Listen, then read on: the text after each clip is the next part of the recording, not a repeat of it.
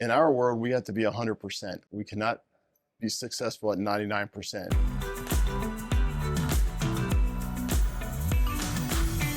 All right, Keith, a lot of us send our kids off to school every day in a school bus and just kind of taking for granted that the whole system is organized, that there's a group of people, coordinating all the routes and the buses and the drivers and making sure they're trained. And I just don't think we normally think about how that happens behind the scenes.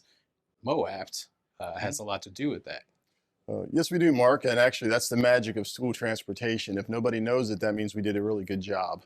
And we strive for that. We operate behind the scenes, but it does take a small army of people behind the scenes to make that happen, to know where the kiddos live and make sure we target where they're at in their neighborhoods and the streets and the rural communities, urban communities, and then arrange their ride to and from school every day. Both ways is pretty amazing. It takes a team. Some teams are smaller. If they're a smaller district, may only be two, maybe one.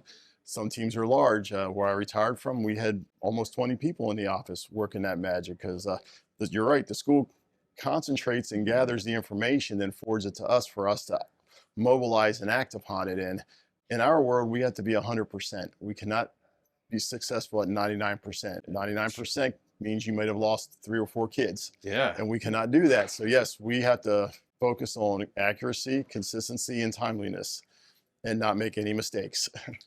That is great. So, like, in a nutshell, what does MOAPT provide for drivers and for the schools? What we do is we connect what matters. So we try to act as a liaison between whether it's governmental agencies, vendors, exhibitors, those that offer maybe technology and other types of things with those districts and with those providers that provide that service for the communities. So a lot of times the director of transportation inundated with day-to-day operations. So they need somebody on the other side to help them and guide them on new technology, emerging innovation, whether it's federal laws, maybe they just don't understand the new federal laws or code of state regulations. And we provide that kind of instruction, that kind of guide for them.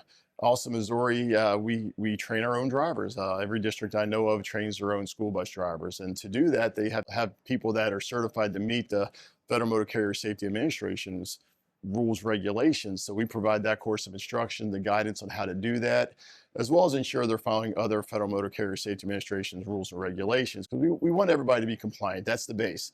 You want to be compliant. You want to have all your I's dotted, T's crossed. And from there we build. So we provide a course of instruction. So we call it Train the Trainer is a really popular one. We have anywhere from 60 to 100 drivers that go through that a year. So then they can go back to their own districts and provide that training and that level of professionalism.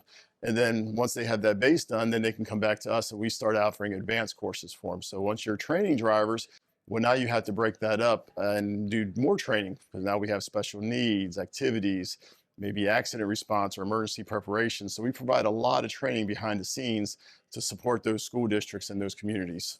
So you mentioned evolving technologies and training on that. That would include communications and two-way radio and things like that. I'm sure you've seen quite an evolution over your When career. I first started my career in the early 90s, two-way radios were optional. As a matter of fact, my first fleet had 0 two-way radios.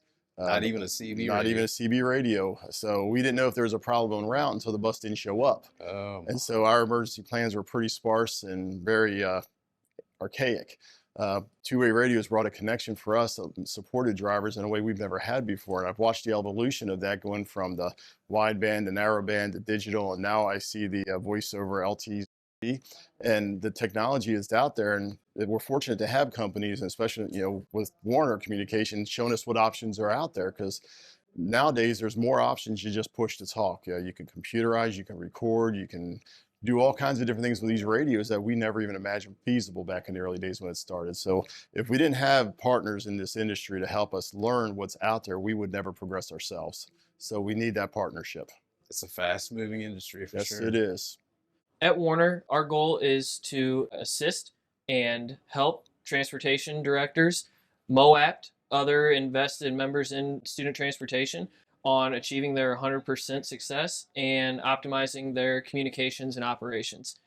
We do that by offering two-way communication solutions, in-vehicle video recording, call recording, dispatch software, fleet tracking. Really, we help the drivers and dispatchers stay connected and safe. I appreciate your time. Absolutely. We appreciate you as well. Thank you. Keep going. Absolutely.